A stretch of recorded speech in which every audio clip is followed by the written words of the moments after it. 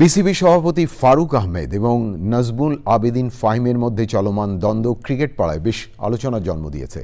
এবার সেই আলোচনায় যোগ দিলেন সাবেক বোর্ড পরিচালক খালেদ মাহমুদ সুজন। তিনি বলেন, বোর্ড কর্মকর্তাদের লোভ লালসা থাকা উচিত নয়। বিল্লাল হোসেনের ভিডিও চিত্রে সিলেট থেকে বিস্তারিত জানাচ্ছেন তানভীর আহমেদ। 5 মাস হলো নাজমুল আবেদিন ফাহিম ও ফারুক আহমেদ বোর্ডে এসেছেন, অথচ কিছুদিন যেতে না যেতে মুখোমুখি অবস্থানে দুইজন। সাবেক বোর্ড পরিচালক সুজন বলছেন, বোর্ডের দুই শীর্ষ কর্মকর্তার এই প্রকাশ্য বিরুদ্ধে বোর্ড পরিচালনায় দায়িত্বশীলতার অভাব স্পষ্ট হয়ে উঠেছে। ফাহিম ভাই তো অনেক ইন্টারভিউ দিয়েছিলেন যে উনি অনেক সুদূর প্রসারী প্ল্যান করছেন, দেখছেন, অনেক কিছু চিন্তা করছেন। তো সেগুলো তো আমি এখন দেখতেছি, সেটা আমি দেখতেছি একটা লোভ লালসার মতন হয়ে যাচ্ছেন যে আমি অপারেশন না পাইলে আমি কাজ করব না, আমি পদত্যাগ করবো। এটা লোভ লালসা। জাস্ট আমার মনে হয় এই লোভ লালসা কেন ওনাদের মধ্যে আছে যে আমার টিকিট অপারেশন নিতে হবে কেন? আমি যদি অন্য কমিটির চেয়ারম্যান হবে, আমি ওখানে সার্ভ করতে পারবো না কেন? If I am a person to serve here, তা আমার কেন থাকতে হবে যে না আমি ব্যথা পাবো কেন? উনি কি টিকিট অপারেশনের মাস্টার? এখানে তো আকরাম ভাই মাস্টার ওনার আগে।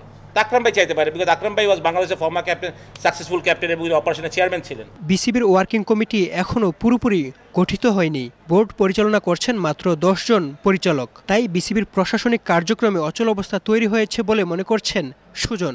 অল্প ডাইরেক্টর দিয়ে ফারুক ভাই জন্য হয়তো বোর্ড চালানো কষ্টই হচ্ছে। সেটা কেন ফারুক ভাই নতুন ডাইরেক্টরদেরকে নিচ্ছেন না, বা যাদেরকে ওনারা নিতে চান নিয়ে নিলেই পারেন। দুজন সিনিয়র মানুষ যারা অনেক রেসপেক্টেড মানুষ, আমরা যাদেরকে অনেক রেসপেক্ট করি, ফারুক ভাই এবং ফাহিম ভাই বোথ আমাদের রেসপেক্টেড মানুষ এবং ক্রিকেটার।